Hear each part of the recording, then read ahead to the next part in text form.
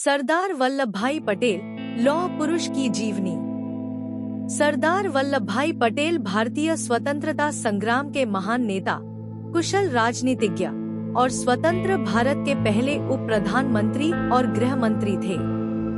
उन्हें लौह पुरुष, आयरन मैन के नाम से जाना जाता है, क्योंकि उन्होंने भारत के 562 रियासतों का विलय करके देश की एकता को सुनिश्चित किया। उनका संपूर्ण जीवन देशभक्ति, नेतृत्व और दृढ़ निश्चय का प्रतीक था। वल्लभ भाई झावेर भाई पटेल का जन्म 31 अक्टूबर 1875 को गुजरात के नडियाद गांव में एक किसान परिवार में हुआ था।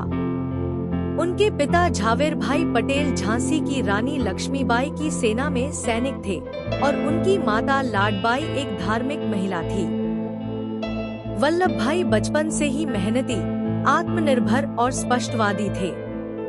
उन्होंने अपनी प्रारंभिक शिक्षा करमसद और पेटलाद में पूरी की। आर्थिक स्थिति अच्छी न होने के कारण उन्होंने स्वाध्ययन द्वारा हाई स्कूल की परीक्षा उत्तीर्ण की। आगे की पढ़ाई के लिए उन्होंने इंग्लैंड जाने की योजना बनाई, लेकिन पहले अपने बड़े भाई विट्ठल भाई पटेल को पढ़ने भेजा। बाद में 1910 में वे खुद इंग्लैंड गए और वहां से बैरिस्टर की पढ़ाई पूरी कर 1913 में भारत लौटे। भारत लौटने के बाद उन्होंने अहमदाबाद में वकालत शुरू की और शीघ्र ही एक सफल वकील बन गए। वे गरीब किसानों की सहायता के लिए प्रसिद्ध हुए।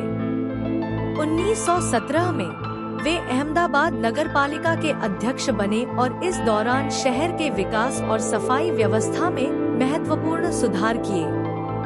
1917 में महात्मा गांधी से मिलने के बाद वे स्वतंत्रता संग्राम में शामिल हो गए। गांधी जी के विचारों से प्रभावित होकर उन्होंने अपनी संपत्ति और ऐशोआराम का जीवन त्याग दिया और भारतीय राष्ट्रीय कांग्रेस से जुड़ गए। 1918 में गुजरात के खेड़ा जिले में भीषण अकाल पड़ा, लेकिन ब्रिटिश सरकार ने किसानों को कर में कोई राहत नहीं दी। इस अन्याय के खिलाफ पटेल ने किसानों को संगठित किया और कर न देने का आह्वान किया। अंततः सरकार को झुकना पड़ा और किसानों को कर में छूट मिली। 1928 में बारदोली में भी ब्रिटिश सरकार ने भारी कर वृद्धि कर दी थी। पटेल ने वहां के किसानों का नेतृत्व किया और सत्याग्रह चलाया। अंततः सरकार को कर बढ़ोतरी वापस लेनी पड़ी।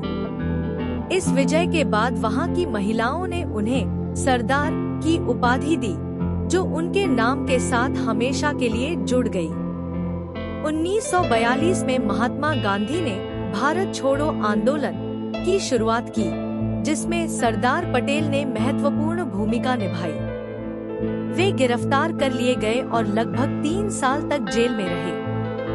जेल से बाहर आने के बाद उन्होंने स्वतंत्रता संग्राम को और गति दी। 15 अगस्त 1947 को भारत स्वतंत्र हुआ, लेकिन यह स्वतंत्रता चुनौतियों से भरी थी।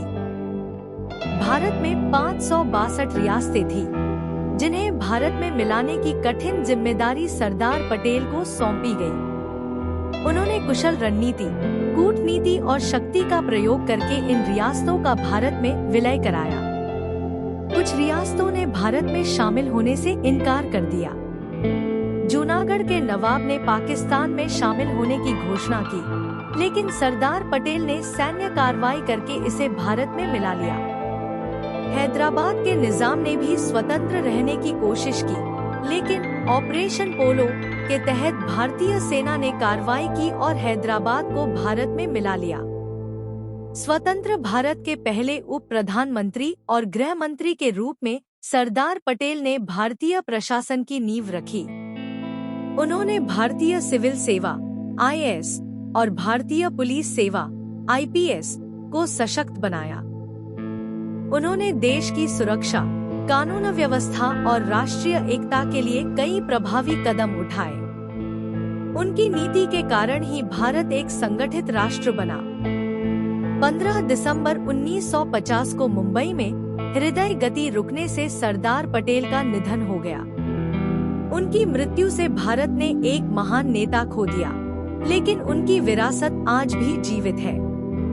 सरदार पटेल की स्मृति में गुजरात के केवड़िया में स्टैच्यू ऑफ यूनिटी बनाई गई, जो दुनिया की सबसे ऊंची प्रतिमा 182 मीटर है। सरदार वल्लभ भाई पटेल एक महान नेता, राष्ट्रभक्त और दूरदर्शी व्यक्तित्व थे।